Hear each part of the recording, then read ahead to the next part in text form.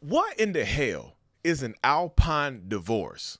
And why is it trending right now in the field, in the niche of narcissistic abuse and toxic relationships? If you don't know what an Alpine divorce is, y'all, it's when a woman gets left in the wilderness or in the middle of the ocean or on a hike or at the top of a mountain somewhere by a toxic, abusive, narcissistic person, right? They leave them there to be stranded, to pass away, to get lost, and to hopefully never make it back. Like The Guardian right here did an article on it. It says women are being abandoned by their partners on hiking trails. What's behind the Alpine divorce? As a diagnosed narcissist, Alpine divorce, when I hear that term, what I think of is narcissistic abandonment. It's the old, y'all. If a narcissist is all about power and control, wouldn't abandoning you on the top of a mountain or deep in the woods be the ultimate power play? I mean, wouldn't it? If I wanted to have the ultimate discard, why would I not leave you on the top of a mountain somewhere, right? Am I right? That just makes sense, right? From a perspective of a diagnosed narcissist, it makes sense to leave you somewhere. And of course, you know how the mind of a narcissist works, right? If I leave you somewhere in the woods, it's not going to be my fault, right? It's because I'm not going to just take off running and just bye. What I'm going to do is say, you're too slow. I got lost. I couldn't find you, or you ran off on your own. I'm always going to have an excuse or reason to blame you for it. So when I, as a narcissist or a toxic person, an abusive person, a neglectful person, when I make it out of the woods, and people just ask me what happened, I can just say, it wasn't my fault. They were just too slow. I missed them though. I hope we can find them. Knowing in all actuality, they don't really hope that they can find you, right? They hope that you stay lost so they can collect either life insurance, they can have their new supply, move in immediately, and things of that nature. It very rarely is for no reason, right? Even in this article by The Guardian, a woman named MJ says she met up with her partner and they went hiking in Utah. And guess what? It says, as they made their way up Angel's Landing, MJ's partner started walking faster than her. I could tell it was getting on his nerves that I was slow. She said, I was like, F it, just go ahead of me. He did it without hesitation. When she caught up at the top of the mountain, they took a picture together. Then her partner hiked down the mountain with the woman he met on the way up, leaving MJ to finish by herself. They broke up shortly after the trip. Right? That's crazy. That really is crazy. Now, in that situation, the partner survived, right? But there are cases out there where the partner is not so lucky. But I found a video on TikTok of a woman who went through an Alpine divorce, and she's just broken down. Check this out. And y'all see her tag at the bottom right. I'm gonna show another video in a second. But this is, you see it on the screen. It says you go on a hike with him in the mountains, but he leaves you alone by yourself, and you realize he never liked you to begin with. Oof. And look, you hear it right here.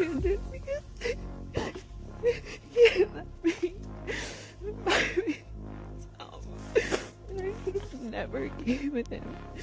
You think about it. She pretty much saying I should have never came with him. I knew he didn't like me, and whatnot. You can't really hear it, and the music actually gets louder.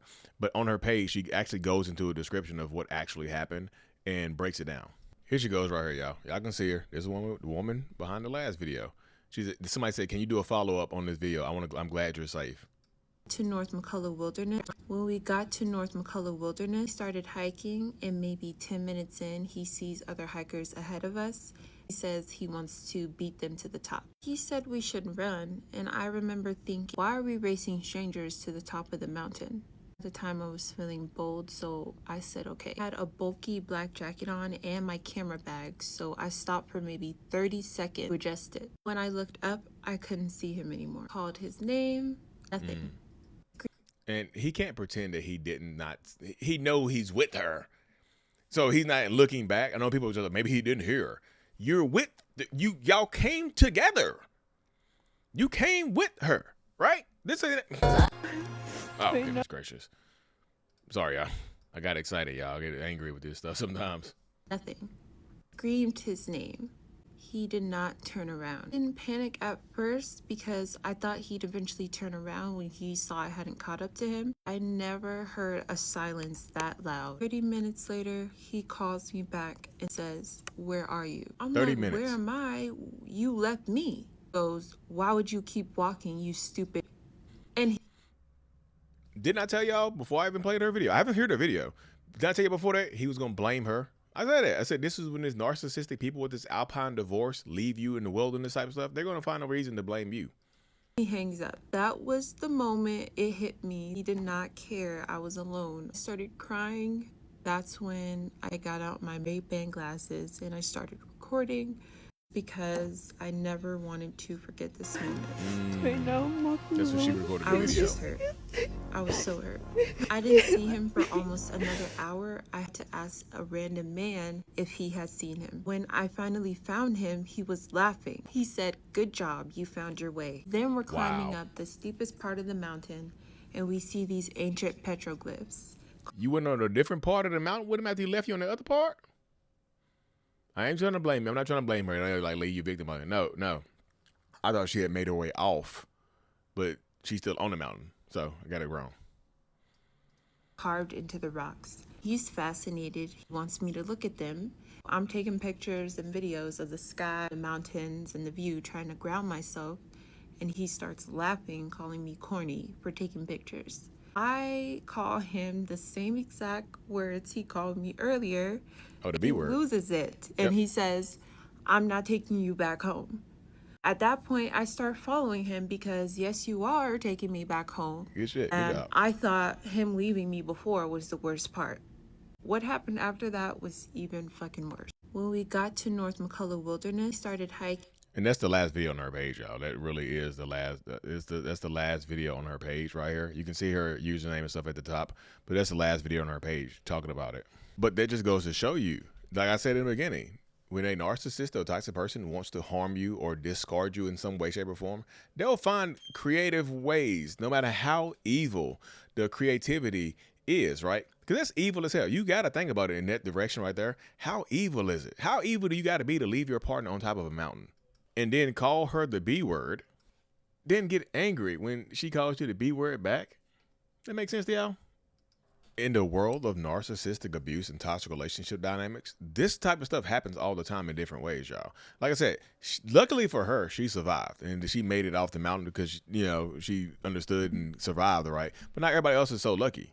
In this article right here by The Guardian, it says climber convicted of manslaughter after leaving girlfriend on Austria's highest peak to seek help. So he was an experienced climber. She wasn't. This is her first, I think it was one of her first climbs, and he left her to die. And he only got a 5-month suspended prison sentence.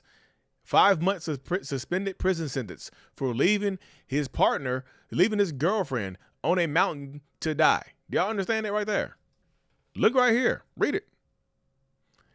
An amateur mountaineer has been found guilty of gross negligence manslaughter over the death of his girlfriend, whom he left behind on Austria's highest peak after they got into difficulty on their climb. Do y'all believe that they actually got into difficulty on their climb?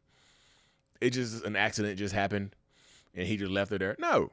He probably just literally decided to just dip on her and just outran her. But it just said he was handed a 5-month suspended sentence and it's a fine $9,400, whatever that is. An offense that carries a maximum prison term of 3 years. 1-day hearing. Experts say the ruling sets a precedent that could influence international standards. No, his ass needed to go to jail. Like, has pleaded not guilty and told the court he was endlessly sorry for his girlfriend's death. His lawyer, man, get the hell out of here. The court, after that, the grueling day, just, it's crazy. He didn't really get in any trouble. And honestly, I might have overspoke earlier, right? Not every single time is the point of leaving you on the mountain for you to die, right? Sometimes they don't necessarily want you to die. Sometimes they actually just want you. It's like it's called a micro discard, right? They want to discard you, but they don't have the courage to. They want you to be the one that ends it. So an Alpine divorce could be a reverse discard if you think about it, right? Because they don't necessarily have the courage to break up with you. They want you to be the one that ends it. So they do something horrible, like leave you on a mountaintop. Right, they leave your ass on a mountaintop or in the woods, deep into the woods, and you survive, and then you break up with them because you're angry and you're upset, right?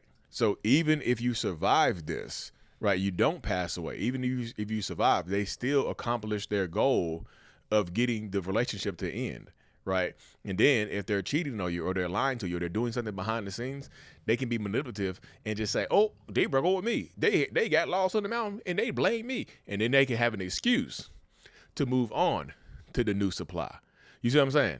Because as y'all know, narcissists love some new supply, don't we? And also, if you think about the Alpine divorce thing right here, what ends up happening is really a power dynamic because they want to be in total control of everything. And if you upset them, they cannot necessarily discard you up here. They can punish you because they are in control. Life or death, they are in control of it, right? It's like if a narcissist has a God complex, even the threat of an Alpine divorce can get you into a different space, right? They can just threaten you. They can absolutely threaten. I'm going to leave you on this mountain. I'm going to leave you in these woods. If you don't do what I say, I'm going to leave you here, which is scary as hell, ain't it? I would think it's scary as hell. If I was an amateur backpacker or an amateur hiker and I'm in the woods somewhere, guess what could happen? You could literally threaten to leave my ass out here.